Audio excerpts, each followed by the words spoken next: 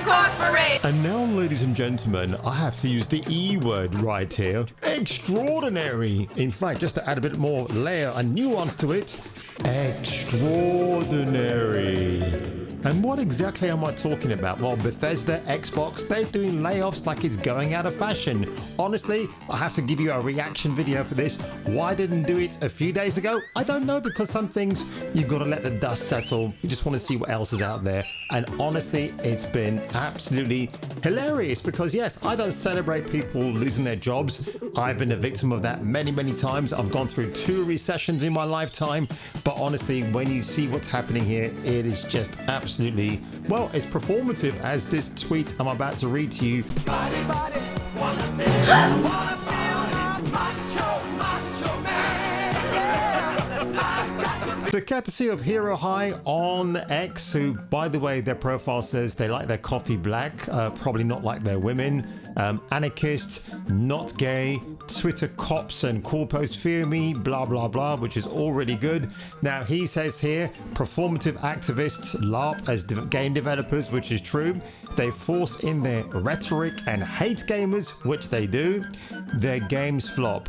They get laid off. No, these were the innocent victims. And I know about crime victim because I'm in a current situation where the person I like to call their shit out on always plays the victim. And it's the usual suspects as well, waving the BLM flag, if you know what I mean. Everybody knows AAA execs are part of the problem. I've been saying that for ages, but I'm a small channel. But I'm always going to stick my fingers in the pies of Android Wilson, to name but a few. Every time you sift through some level of information, or you have to try and think about how to move some initiative forward, ask yourself this question first.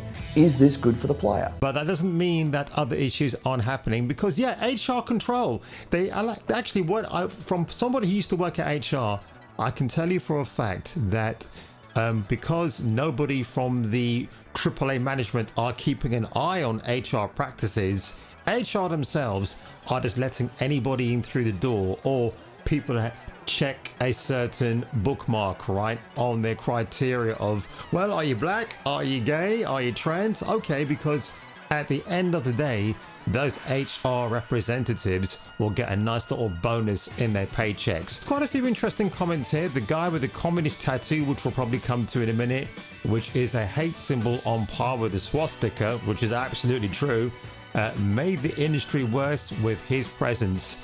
I know nothing about him, but absolutely know this is true.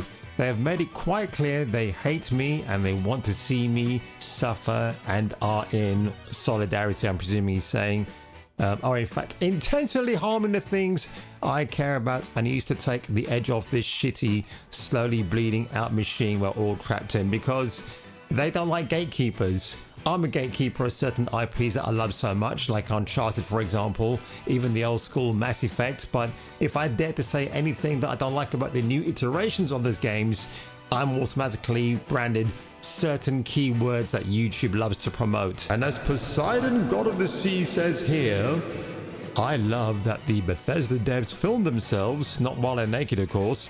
It let the world see who they are, and that was a huge mistake. And boy, we're going to go over that in a minute too.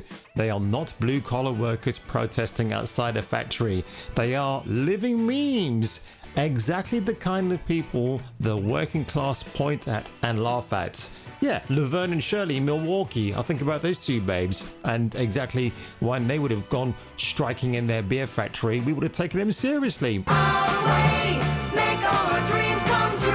Well, the poor devs, and definitely not mental patients, who keep saying how much they hate gamers, were being forced by CEOs to self-insert their own gay-raced communist politics into the game's chud. I mean, look at this. You've got the Russian communistic symbol there against the pride flag.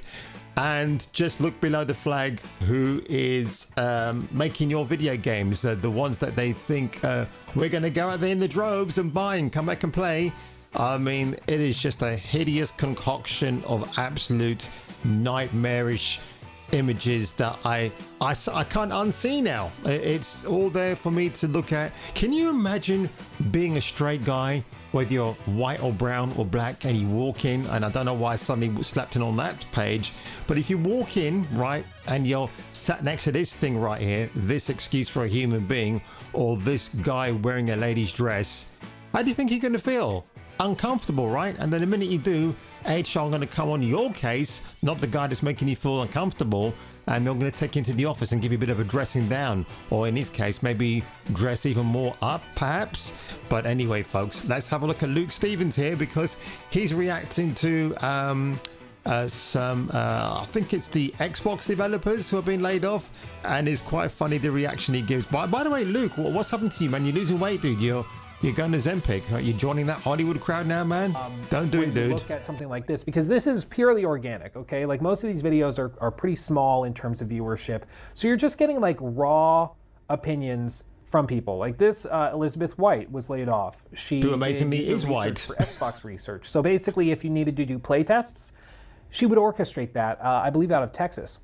And without it being blown up or going like viral on Twitter or anything, you're seeing raw comments from people, some of which are supportive, like reposted, sorry this happened to you and all your coworkers, please let us know if there's something we can support. I work in the tech industry, feel sorry. And some people, we need unions, stuff like that. But then some of the other messages and replies from people are just like, games have never been worse. Maybe it's time. Like, Jesus Christ. You see what I mean?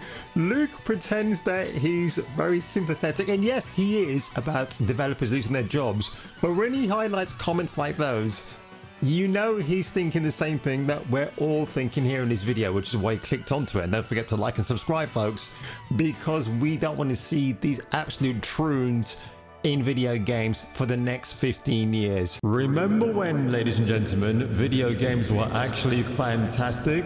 Well, check this shit out. Modern Warfare 2. Modern Warfare 2 is a sequel to our last game, Modern Warfare. It picks up in storyline where the last game. God bless you, Vincent Pella. Rest in peace, brother. A new character, but working under characters from the old game, so you get to find out the fates of some of your favorite characters from the first game. And the cool part of being part of Task Force 141 is that they are. And look at this, Robert Bowling, the community manager in 2009 Infinity Ward. Do you think this guy is going to gatekeep his property and attack the chuds? Nope, he was all for people being passionate about Modern Warfare 2, which, you know, still one of the best Call of Duty games ever made. I actually still prefer Modern Warfare, Call of Duty 4. I actually really do. That's probably my absolute favorite. Maybe between that and 3, but 2 obviously has some great moments as well, like a Burger Town. But let's just carry on. Multinational, so you're getting to play from multiple aspects of different military operations, and depending on who's leading the mission determines where you go. So you really get to travel all around the world, and you're constantly seeing new locations. And this is USA Today, man. Like, wow. You know, you might be fighting in a blizzard of Kazakhstan at one moment, and then going down to sunny, colorful Brazil, but fighting through the favelas. Oh, the favelas! That whole set level was insane. Variety of locations. We really approach making games as like making an interactive action movie. There's very exciting, over-the-top moments. You know, they're very authentic. The game it's like a Michael Bay movie packaged in a big video game. Playable. It's fun. It's, you know, that feeling that you get when you leave a summer blockbuster. That's the feeling that you get when you play Modern Warfare 2. And we just watched the great Vincent Pella and Robert Bowling talking about Modern Warfare 2, Call of Duty back in 2009. This, folks, is the modern era of video games. People being laid off and they're not happy about it. And that we're doing well, and to have this suddenly hit us has been a huge shock to us. It sucks. We make all kinds of games, all kinds of people love. It'd be really nice if we could just get back to work and make them games. Nathan Hahn. Doing well, and to have this suddenly hit us has been a huge shock to us. It sucks. We make all kinds of. Oh my god, Juniper Dell, quality assurance and ZeniMax. This person might be male, might be female. I can't quite tell from where I'm sitting, but apparently the only other job they had on their resume was a quality assurance tester. And that's it, nothing else. So what makes this person to be a qualified gamer in a game that you loved and then suddenly got tarnished by people like him or her? or he, him, or she, her. I really can't tell at this stage. It's just so bad. It really is. But this person is an absolute laughing stock because they thought filming themselves for the whole world to see was going to gain sympathy for them, and it hasn't actually worked. It's been a major backfire, which is hilarious. All kinds of people love. It'd be really nice if we could Oh, look at that, folks. The BLM Save Our Studios, because how many black folks are working at Bethesda? Probably not that many. And again, fake narrative movement to profit off a fake narrative incident that happened in 2020. get back to work and make them games that Well, look, there's one black dude there. Maybe Wesley Snipes, Simon Phoenix lookalike from Demolition Man here. And that's about the biggest amount of representation that Bethesda are doing right now. Holy shit. War never changes, neither does corporate greed. Actually, I'm going to have to talk about that quickly because war, yes, it never changes, but it does bring about change. J.R.R. Tolkien was in World War I, my guy.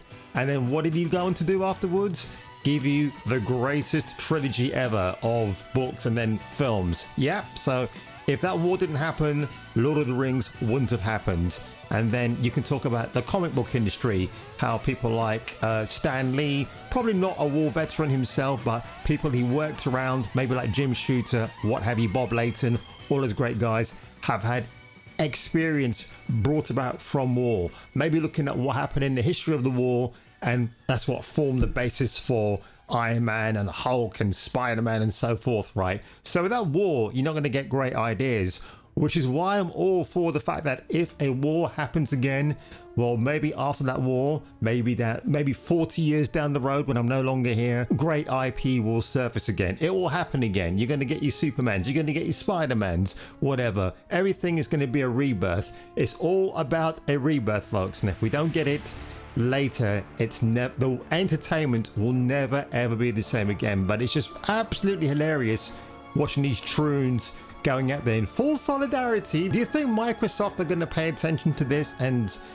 lend a sympathetic ear? No, it's going to be, well, if you need support and comfort afterwards, there's a network and they have these phone numbers and you can call these people and it's all going to be goody two-shoes afterwards. Oh my god, give me a break. These guys are going to get a nice payoff. They're all going to be good. Probably some of them have been contractors as well. So again, the ironic thing about contractors is that they're very highly paid employees. They're not permanent.